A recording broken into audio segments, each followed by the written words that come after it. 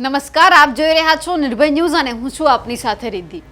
Weather અપડેટમાં આજે વાત કરી આજે કયા જિલ્લામાં હળવોથી મધ્યમ વરસાદ પડવાની સંભાવના વ્યક્ત કરવામાં આવી છે, કારણ કે આજથી નવલા નોરતાની શરૂઆત પણ થઈ રહી છે। એટલે ક્યાંક ને ક્યાંક હવામાન નિષ્ણાતો હોય કે પછી હવામાન વૈજ્ઞાનિકો હોય, બધા જ કહી રહ્યા છે કે આ નવરાત્રી દરમિયાન વરસાદ પડશે, પરંતુ હળવોથી મધ્યમ વરસાદ હશે।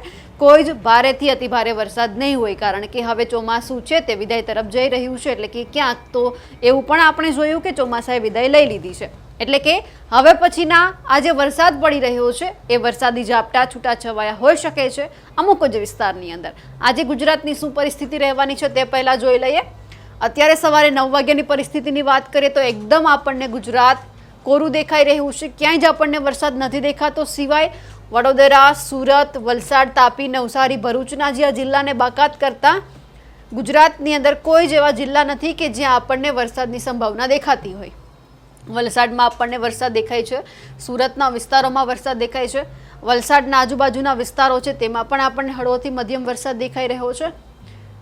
આ બાજુ ભરૂચ, નવસારી, તાપી, ડાંગ, વલસાડ આ બધા જ વિસ્તારોમાં અમુક વિસ્તારમાં છૂટાછવાયા વરસાદી વાતાવરણ આપણને જોવા મળ્યું છે। બાકી આપણે જો મહારાષ્ટ્રની વાત કરીએ તો પાલઘર, મુંબઈમાં પણ હળવોથી મધ્યમ વરસાદ છે। સૌરાષ્ટ્ર એકદમ કોરું છે, કોઈક વિસ્તારને બાકાત કરતા આખું સૌરાષ્ટ્ર આપણને કોરું દેખાઈ રહ્યું છે। ગઈકાલે આપણે જોયું હતું કે ભાવનગર, અમરેલીમાં વરસાદ છે, પરંતુ અત્યારે એવું પણ નથી કે ભાવનગર, અમરેલીમાં વરસાદ હોય। એટલે સવારની પરિસ્થિતિ આ મુજબની છે। હવે જોઈએ કે સાંજ પડતા પડતા પરિસ્થિતિ શું રહેવાની છે, કારણ કે હવે જ્યારે નવરાત્રિની શરૂઆત થઈ ગઈ છે ત્યારે સૌથી વધારે લોકોને એ ડર હોય છે કે ક્યાંક વરસાદ ન આવે। આખા દિવસ દરમિયાન જે સવારમાં વરસાદ દેખાતો હતો તે ક્યાંક ને ક્યાંક ગાયબ થઈ ગયો। હવે આવે છે 8, 9, 10 વાગ્યાની પરિસ્થિતિ જોઈએ તો 10 વાગ્યામાં આપણે જોઈએ તો વડોદરાની આજુબાજુ આપણને અમુક વિસ્તારોમાં હળવોથી મધ્યમ વરસાદ દેખાઈ રહ્યો છે। જૂનાગઢની આજુબાજુના વિસ્તારોમાં આપણને હળવોથી મધ્યમ વરસાદ દેખાય છે, જે વડોદરામાં પણ છે, સુરતમાં પણ છે, વલસાડમાં પણ છે, નવસારી, દાદરાનગર હવેલીમાં પણ એ જ વરસાદ દેખાય છે। દાહોદની વાત કરીએ તો દાહોદમાં પણ હળવાથી મધ્યમ વરસાદની સંભાવના છે। કચ્છમાં વરસાદ નથી। ઉત્તર ગુજરાતના મહેસાણા, બનાસકાંઠા, સાબરકાંઠા, અરવલ્લી, મહેસાણા, ગાંધીનગર આ બધા જ વિસ્તારો એકદમ કોરા છે, જ્યાં વરસાદની સંભાવના નથી। એટલે કે આ બધા જ વિસ્તારો કોરા છે। સાંજ પડતા પડતા એટલે કે 10 વાગ્યાની આપણે પરિસ્થિતિ જોઈ છે, પરંતુ ક્યાંય જ વરસાદ એટલો બધો નથી પડવાનો, જેથી કરી લોકોને ક્યાંક ને ક્યાંક એ ડર રહે કે આજે નવરાત્રિ છે તો આજે વરસાદ પડશે કે પછી નહીં પડે। ગુજરાતની પરિસ્થિતિ એકદમ આપણને સાફ દેખાય છે, ક્યાંય જ વરસાદ નથી। ફક્ત આપણે જો દક્ષિણના ભાગમાં જોવા જઈએ તો આપણને સોલાપુર આ બાજુના બધા જે નીચેના વિસ્તારો છે, એટલે ધીમે ધીમે હવે દેશની અંદરથી પણ ચોમાસું વિદાય લઈ રહ્યું છે। જ્યાંથી શરૂઆત થાય છે ત્યાં જ હવે ધીમે ધીમે વરસાદ ઓછો થઈ રહ્યો છે, અને હવે પછી આપણને બંગાળની ખાડીમાં પણ ક્યાંય જ સિસ્ટમ નથી દેખાતી, ફક્ત પવનો ફૂંકાઈ રહ્યા છે। ચોમાસું હવે સત્તાવાર રીતે વિદાય લઈ રહ્યું છે, એમની આપણને નિશાની બતાવે છે કે ક્યાંય જ વરસાદ નથી। ફક્ત હળવોથી મધ્યમ વરસાદ આપણને જે થોડો ઘણો બ્લુ કલર દેખાઈ રહ્યો છે એ જ વરસાદનું સૂચન કરે છે। બાકીના કોઈ જ વિસ્તારોમાં આપણને વરસાદ નથી દેખાતો। સુરતના ઘણા વિસ્તારોની જો વાત કરીએ તો નંદુબારના બાજુના જે વિસ્તારો છે ત્યાં જ વરસાદ છે, બાકી ક્યાંય વરસાદ નથી। એટલે કે સૌરાષ્ટ્રના પણ ઘણા ખરા વિસ્તારો એવા છે કે જ્યાં વરસાદ નથી। મહદઅંશે જો વાત કરીએ તો બોટાદ, ભાવનગરની અંદર ઓછો અને હળવોથી મધ્યમ વરસાદ, અને એ પણ અમુક વિસ્તારોમાં જ પડી રહ્યો છે। બાકી અમદાવાદ, ગાંધીનગર, મહેસાણા એટલા બધા કોઈ જ વિસ્તારમાં વરસાદ નથી। અને આ સાથે જ આજના દિવસે જ્યારે નવરાત્રિ શરૂ થઈ રહી છે ત્યારે કયા જિલ્લામાં વરસાદની સંભાવના છે, કયા વિસ્તારમાં વરસાદ પડશે તે પણ સાંભળીએ હવામાન નિષ્ણાંત પરેશ ગોસ્વામી પાસેથી। આપણી સાથે અત્યારે પરેશ ગોસ્વામી જોડાઈ ગયા છે। નવરાત્રી શરૂ થઈ રહી છે, વરસાદ કેવો હશે પરેશભાઈ? નવરાત્રીની અંદર ગરબા રમવામાં ક્યાંક લોકોને તકલીફ પડશે? ચોક્કસથી ગોપીબેન, જોવા જાય તો સંપૂર્ણ માહિતી આપવાની છે, પણ સૌપ્રથમ તો એક મેસેજ આજે સૌથી મોટો મેસેજ મારા ગુજરાતના આજે એ આપવાનો છે કે આજે 1 ઓક્ટોબર છે, અને જેવી રીતે જોવા જઈએ તો 2024નું ચોમાસું છે તે ચાલુ વર્ષે થોડુંક લાંબુ પણ ચાલ્યું છે। 24 થી 30 સપ્ટેમ્બર વચ્ચે એક મોટો વરસાદી રાઉન્ડ પણ આવ્યો છે, અને આ મોટો વરસાદનો રાઉન્ડ હતો એમાં અનેક વિસ્તારોની અંદર સામાન્ય કરતા વધારે વરસાદ પણ પડ્યો। પણ ગઈકાલે આ રાઉન્ડ છે 30 સપ્ટેમ્બરના રોજ પૂર્ણ થયો અને આજે 1 ઓક્ટોબર થી રાજ્યમાંથી ચોમાસાની વિદાયની શરૂઆત થઈ ચૂકી છે.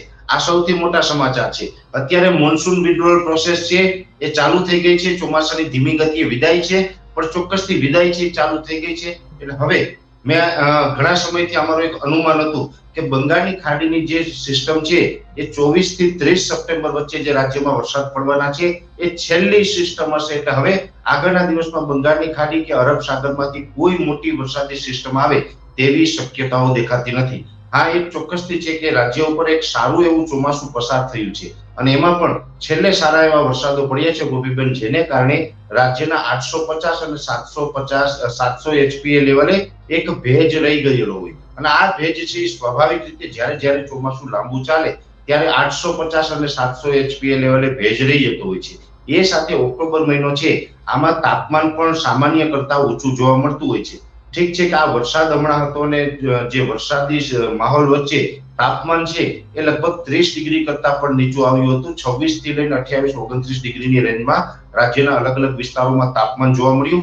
પણ આજથી ધીમે ધીમે ફરીથી પાછું તાપમાન ઉચકાયું છે અને હજુ પણ ધીમે ધીમે તાપમાન ઊંચું જશે. એટલે લગભગ આવનારા 2 થી 3 દિવસની અંદર તાપમાન છે એ 34 થી લઈને 37 ડિગ્રીની રેન્જમાં જોવા મળે તેવી શક્યતાઓ છે. એટલે તાપમાન છે ગોપીબેન ઊંચું જવાનું છે અને આપણી ઉપર ભેજ છે એ ઓલરેડી છવાયેલો છે.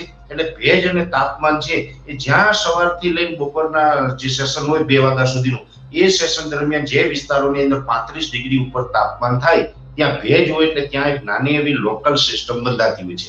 હવે કોઈ બંગાળની ખાડી કે અરબ સાગરમાંથી સિસ્ટમ ન આવે તો પણ આપણે વરસાદની સંભાવના હોય છે અને એ લોકલ સિસ્ટમને કારણે વરસાદની શક્યતા હોય છે. હવે એ લોકલ જે સિસ્ટમ બનતી હોય છે એ ખૂબ નાની સિસ્ટમ હોય, વધારે વિસ્તારમાં વરસાદ આપવા માટે સક્ષમ નથી હોતી અને એ જ્યારે વરસાદ પડતા હોય છે ત્યારે 30 મિનિટ, 60 મિનિટ કે વધીને 90 મિનિટ સુધીના એ વરસાદો આપણે જોવા મળતા હોય છે. એમાં જ્યાં વરસાદ પડે ત્યાં થંડરસ્ટોર્મ એક્ટિવિટી થાય, ગાજવીજ અને પવન સાથે વરસાદો, તોફાની વરસાદ પડી જતા હોય છે અને બપોર પછીના સેશનમાં પડતા હોય છે. કેમ કે બપોર સુધી તાપમાન ઊંચું જાય, બપોર પછી એ સિસ્ટમ બને અને એ સિસ્ટમના કારણે વરસાદ પડે છે. હવે એ વરસાદ છે મેં આપને જણાવ્યું કે 30 મિનિટ કે 60 મિનિટ સુધીના જે હોય છે અને એ વિસ્તારની દ્રષ્ટિએ પણ ખૂબ ઓછા વિસ્તારને પ્રભાવિત કરતા હોય કેમ કે સિસ્ટમ નાની હોય છે. જે વિસ્તારમાં વરસાદ પડે 1 થી 2 કિલોમીટરના એરિયામાં એ સિસ્ટમ છે વરસાદ આપવા માટે સક્ષમ હોય. વધારે કોઈ મોટા વિસ્તારમાં વરસાદ આવે તેવી શક્યતાઓ ન હોય. એટલે એટલું ચોક્કસ કહી શકાય કે નવરાત્રી દરમિયાન છે એ વરસાદ આવવાનો છે, પણ ગોપીબેન સાર્વત્રિક ઓલ ઓવર ગુજરાતમાં નહીં, છૂટાછવાયો આવવાનો છે ને જ્યાં પડશે ત્યાં બપોર પછીના સેશનમાં અડધો કલાક કે કલાક માટેના વરસાદો આવશે. એટલે આમ કોઈ નવરાત્રી દરમિયાન ડરવાની કે ગભરાવાની જરૂર મને લાગતી નથી. નવરાત્રી છે આપણો જે લાંબો તહેવાર છે, વર્ષમાં ઘણા બધા અનેક તહેવાર આવે છે, એમાં સૌથી લાંબો તહેવાર છે એ નવરાત્રી ગણવામાં આવે છે. આપણો 10 દિવસનો તહેવાર છે અને એમાં પણ ગુજરાતમાં તો ખૂબ ધામધૂમથી નવરાત્રી મનાવવામાં આવે છે. અને મારા ગુજરાતી ભાઈઓ બહેનો છે ને આ વખતે નવરાત્રી વ્યવસ્થિત માણી શકશે અને આ પર્વની આપણે વ્યવસ્થિત ઉજવણી પણ કરી શકશું. હા, એક ચોક્કસ છે કે આ ભેજને કારણે જે છૂટાછવાયા થંડરસ્ટોર્મ એક્ટિવિટીના વરસાદો આવવાના છે એટલે એને કારણે અમુક વિસ્તારની અંદર થોડુંક ડિસ્ટર્બ થઈ શકે છે. એમાં પણ ખાસ કરીને સૌરાષ્ટ્રના દરિયાઈ કાંઠાના જિલ્લા અને દક્ષિણ ગુજરાતના તમામ જિલ્લાઓ છે, જેમાં ભરૂચ હોય, અંકલેશ્વર હોય, સુરત હોય, વલસાડ, વાપી, નવસારી, ડાંગ જેવા વિસ્તારો છે. આ જે તમામ વિસ્તારો છે એની અંદર આ નવરાત્રી દરમિયાન જે છૂટાછવાયા વરસાદની જે હું વાત કરી રહ્યો છું થંડરસ્ટોર્મ એક્ટિવિટીની, એ શક્યતા દક્ષિણ ગુજરાત અને સૌરાષ્ટ્રની અંદર વધારે જોવા મળશે. બીજા વિસ્તારોની અંદર એનું પ્રમાણ છે નહીવત રહેશે. એટલે નવરાત્રી દરમિયાન પણ છૂટાછવાયા વરસાદ પડશે ને એમાં પણ ગભરાવાની જરૂર એટલા માટે નથી બેન કે નવરાત્રી આપણો 10 દિવસનો તહેવાર છે તો જરૂરી નથી કે 10 દિવસ આવવાનું છે. કોઈ વિસ્તારની અંદર માની લઈ કે ભરૂચમાં 1 દિવસ પડ્યો છે, બીજે દિવસે નહીં પડે, બીજે દિવસે કદાચ સુરતમાં હોય, ત્રીજે દિવસે વરસાદ છે ભાવનગરમાં હોય, ચોથે દિવસે અંકલેશ્વરમાં હોય, એમ છૂટાછવાયા રોજ અલગ અલગ વિસ્તારમાં હોય. એટલે આપણે એકાદ દિવસ કોઈ જગ્યાએ ડિસ્ટર્બ થાય પણ સાર્વત્રિક રીતે જોવા જઈએ ઓલ ઓવર નવરાત્રીનો માહોલ છે સારો જ રહેવાનો છે એવું મારું અનુમાન છે. આ જે વરસાદની વધુ શક્યતા છે એ પણ 7 અને 8 જે ઓક્ટોબરનું જે સમય છે 7 અને 8 ઓક્ટોબર એની આસપાસ થોડુંક થંડરસ્ટોર્મ એક્ટિવિટી વધારે થાય તેવું એક અમારું અનુમાન છે બેન. અમારા અહેવાલ વિશે આપનું શું કહેવું છે કમેન્ટ કરીને ચોક્કસથી જણાવજો અને આપના વિસ્તારમાં કેવો વરસાદ છે અત્યારે કે પછી તડકો છે એ પણ કમેન્ટ કરીને ચોક્કસથી લખજો. સાથે જ નિર્ભય ન્યૂઝને લાઇક, શેર અને સબસ્ક્રાઇબ કરવાનું ભૂલશો નહીં. નમસ્કાર.